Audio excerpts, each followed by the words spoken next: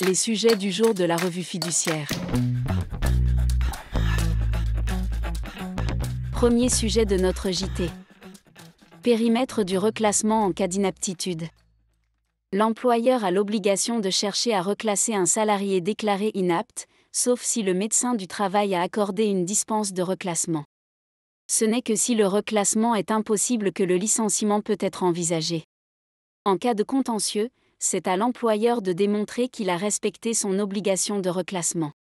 Pour autant, lorsque le litige porte sur l'existence ou le périmètre de reclassement, la preuve est partagée. La Cour de cassation réaffirme cette solution à propos d'un salarié licencié pour inaptitude qui soutenait que l'employeur aurait dû explorer les possibilités de reclassement au sein de la holding à laquelle la société appartenait.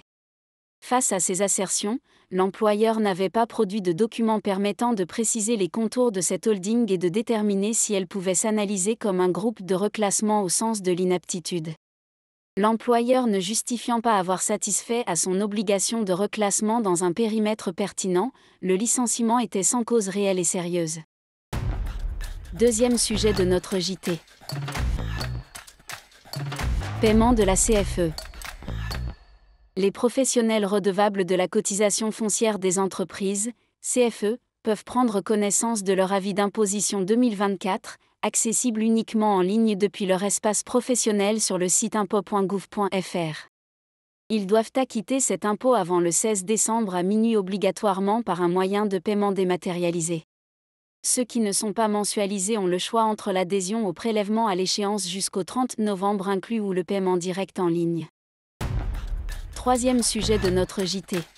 Guichet unique, inquiétude face à la fin de la procédure de secours.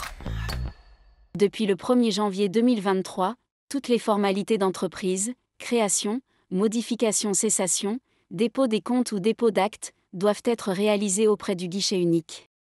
Compte tenu de dysfonctionnements importants, une procédure de secours avait été mise en place dès 2023 afin de permettre aux entreprises d'avoir recours, pour certaines formalités, à un faux greffe ou à un dépôt papier.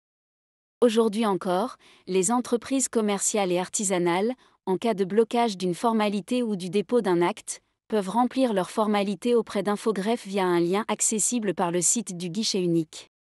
Il en est de même pour les personnes physiques exerçant certaines activités relevant de l'URSSAF, comme c'est le cas pour les artistes-auteurs, les activités libérales réglementées, les chauffeurs de taxi, etc., qui, en cas de blocage, peuvent avoir un lien sur le site du guichet unique les renvoyant vers le téléservice de l'URSSAF.